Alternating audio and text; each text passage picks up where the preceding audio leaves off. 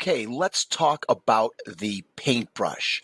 We are now in the painting phase of our class. And first thing we want to do is we always want to go and make sure that we are in the right, category. I'm going to come to the top right. You're going to see the square with a little left-hand bar in there. Click on that and make sure we're in painting. And we are. As you're going to see, there's going to be some brushes down here. We have our channels, our paths. What I did is I already got rid of the layers. So let's open up our layers too. And we have our layers right here, and we'll put those down here, right there. So with that being said, let's go ahead and take a look at some stuff. Just going to close this out really quick. And I want to pull our layers up. There we go. Looks good. So what I want to do is I want to start with a brand new layer. Here we go. And the first thing I want to do is go to our brush. It looks like it's the seventh one down. It clicks right here. It says the tool brush, and we click on it. Now, normally we would come up here and we would look at these brushes here. That is not good enough. You're going to find out that there's a lot more to do. So I'm going to show you where to go. What you want to do is you want to click right next to it where you have the little, I guess it's like a manila folder, and we're going to toggle the brush setting panel. I click here and notice it comes out. I already had it right here, and I could have had it come out also by just clicking this. But notice we have a lot of preset brushes, and of course I've got other brushes in there that I've already created. We'll go over that a little bit later. So we're just going to take a normal brush right here. We're going to look at a whole bunch of things, and we're going to move our way down, okay? The first thing is we're going to look at this brush is we're going to go ahead, let's take off some of these things, and we're going to see down here is my preview. And notice it's 30, the size is 30, and it's just a simple brush. So if I go ahead and I click and I pull, notice that's what it looks like. With the size, of course, you'll see the bigger, and as you can see, it shows up down here in the preview. So I may not do everything as in Paint, but notice it's much bigger. We have our flipping our axis of X and Y, and we'll talk about that in a moment. I'll come back to it. But first we have our angle. Say we want to angle this, and say it's not a perfect circle. We want to angle it. We can type in an angle, or we can come over here to the circle, grab the arrow, and notice you can see that it changes. Now we could also do something like this and grab the circles, and notice it says round is 100. Let's bring that in there. And notice how my brush down here is changing. And then when I also angle it, notice how it's changing. And it looks really kind of cool. So I really kind of like this. So let's go back to the XY axis. If I flip it X, nothing really happens. Oh, yes it did. And you'll see that we're flipping it X or the Y axis. And you'll see that that happens. I would use it in more of your more organic brushes. But I just wanted to show you that you actually flip the X-axis or the Y-axis. Now let's talk about the hardness. As you can see when I draw, the edges are super hard. And what happens is sometimes you want a softer edge. That's where the hardness comes in. I can bring it down, and now you'll see that it's at like say 49 or almost 50. And you're going to see how it's different. And look at how the edges are much softer.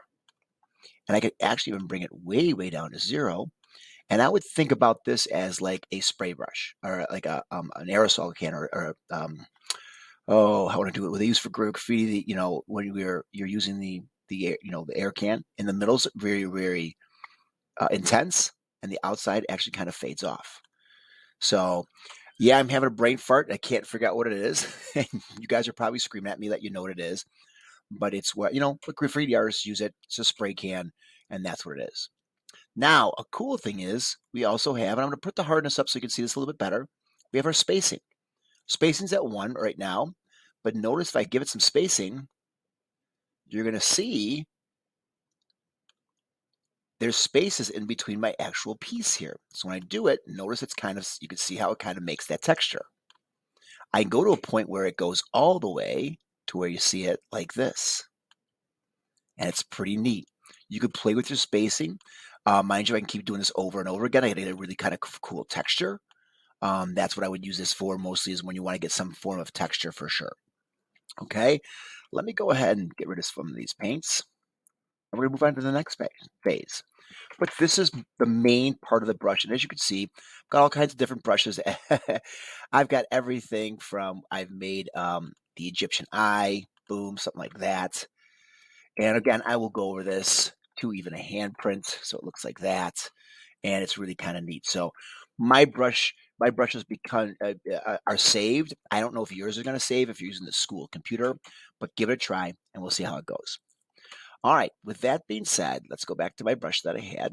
We're going to go to that 30 brush. We're going to go ahead and we're going to tilt it a little bit like we did and such like this. Now let's check our spacing. Now we're going to look at just a couple of these. I'm not going to go through all these because it can be a little bit difficult. This is our first time we're digitally painting, so I think the ones that are the most important, in my opinion, are these two. First one is our shape dynamic. Let's click on it. Notice things change here. You're going to see everything will be set like this, where you see the size jitter right here, the angle jitter, and the roundness jitter. We're going to go here and make this a little bit bigger so you can see it a little bit better. Perfect. Now we come back here and go ahead, we'll do the size jitter. Notice when I do it, there's going to randomize the sizes from very, very small to very, very big. Now I have the control of just by sliding back and forth and doing something like this, but notice I also have the minimum diameter. So I can set that to say maybe 32, and when I do it, you'll see that it changes. That's kind of neat. So it'll stay from within 32 to 100%. When you do 100%, you can see it looks absolutely normal.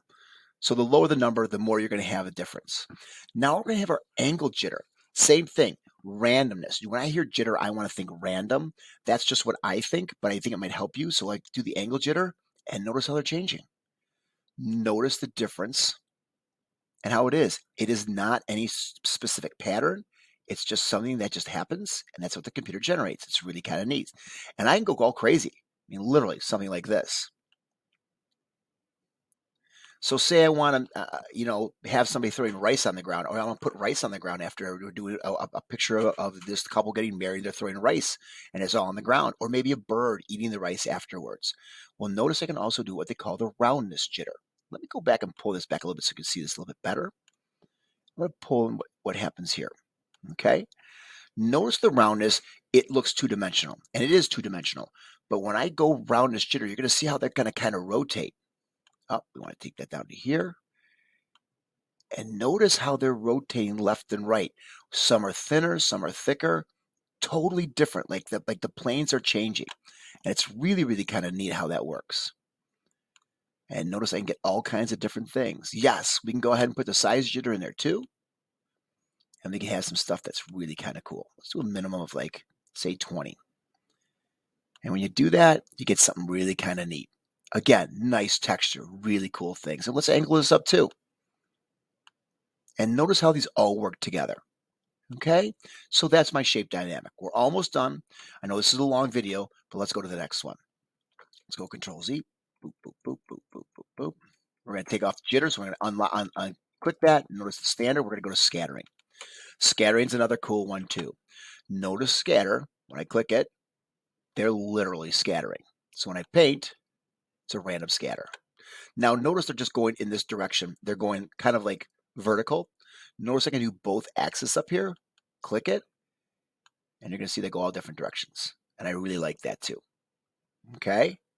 We can also do the count. How much does it scatter? Oh, that's a heck of a lot. Let's check that out. And then again, we can count with the jitter. Again, more randomness. And we can do something that looks like this. And I mean, we can go, let's go a bit more of a scatter and notice that. And look at how I'm putting that in there. It's really kind of neat. So again, I like to use these for textures, rocks, things like that. When you start creating your own brush, it works really, really well. And that's what it is for just, I want to call the brush settings, okay? Back to the normal brushes, just go brush tips shape. We're clicking here and we're back to normal. Hope you enjoyed this video. If you have anything else, look for the future ones to go into more of the other brushes, okay?